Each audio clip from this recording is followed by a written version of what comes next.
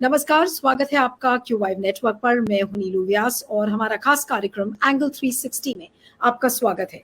आपने देखा है कि काउंटडाउन शुरू हो गया है नए संसद भवन के उद्घाटन का और कितनी कंट्रोवर्सीज इसको लेकर जनरेट हुई। कुछ ना कुछ कंट्रोवर्सी आप देख ही रहे हैं। पहले ये हुआ कि पार्टीज बॉयकॉट कर रही हैं क्योंकि जाहिर सी बात है कि उसमें राष्ट्रपति का अपमान एक तरीके से हुआ है। जो कांग्रेस और कांग्रेस के साथ जितने भी दल हैं, लगभग 21 पार्टीज ने उस उद्घाटन समारोह का बहिष्कार करने का फैसला किया है।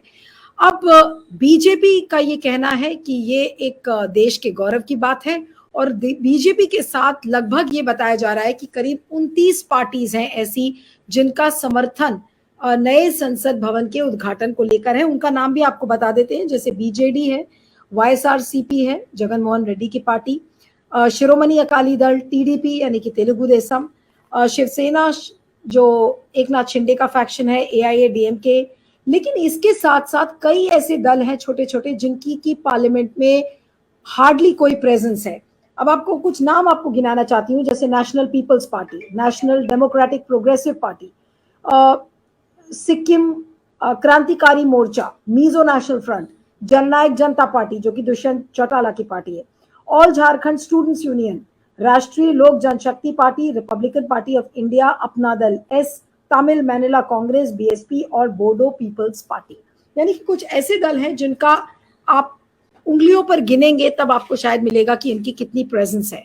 तो सवाल ये उठता है कि क्या बीजेपी इस संसद भवन के उद्घाटन को लेकर क्या पार्टीज का समर्थन बटोरने की कोशिश कर रही है? क्योंकि जो बड़ी पार्टीज हैं जैसे कांग्रेस, तृणमूल कांग्रेस, आम आदमी पार्टी, इन लोगों ने एक जॉइंट स्टेटमेंट दिया है ये कहते हुए कि इसमें राष्ट्रपति का अपमान किया गया है, संविधान को दरकिनारे किया गया है, इसलिए कॉन्स्टिट्यूशनल प्रोप्राइटी को देखते हुए ये सारी पार्टीज अपने बहिष्कार को रजिस्टर कर रही हैं। तो क्या इस बहिष्कार के एवज में क्या बीजेपी समर्थन बटोरने की कोशिश कर रही है? आज इसी पर हम चर्चा करेंगे। हमारे साथ कुछ वरिष्ठ मेहमान हैं, उनसे मैं आपका परिचय करवाती हूँ। हमारे साथ वरिष्ठ पत्रकार सुनील शुक्ला जी हैं। सुनील जी, आपका बहुत बहुत स्वागत है। और हमारे साथ वरिष्ठ पत्रकार अनिल सिन्हा जी भी जुड़ रहे हैं और शायद अभी जुड़ रहे हैं हमारे साथ। अनिल जी, आपका भी बहुत बहुत स्वागत है। और आज की चर्चा मैं सुनील शुक्ला जी से शुरू करना चाहती हूँ कि सुनील जी, मुझे ये बताइए कि जो ये तमाम पार्टीज हैं छोटी छोटी, उनके क्या आपको लगता है कि बीजेपी इस समय एक समर्थन बटोरने का काम कर रही है नए संसद के उद्घाटन को लेकर? जी, अनम्यूट कर लीजिए। धन्यवाद नीलू जी। ये जो 25 राजनीतिक दलों की चर्चा आप कर रही हैं, इसमें से तो कई दल ऐसे हैं जो पहले से ही भारतीय जनता पार्टी के साथ कहीं ना कहीं उनका गठबंधन है, जैसे अपना दल है या और जो नॉर्थ ईस्ट के कुछ राजनीतिक दल हैं उसमें पहले से ही भारतीय जनता पार्टी के साथ उनका गठबंधन है। तो गिनाने के लिए हैं 20 दल और 25 दल का सवाल नहीं है। जो 25 दल जिनकी बात कर रही है भारतीय जनता पार्टी के लोग, इसका प्रचार कर रहे हैं, उनकी मौजूदगी कितनी है संसद में, और जो 20 दल बहिष्कार कर रहे हैं उनकी कितनी मौजूदगी है। वाकई जनता के प्रतिनिधि कौन से राजनीतिक दल हैं?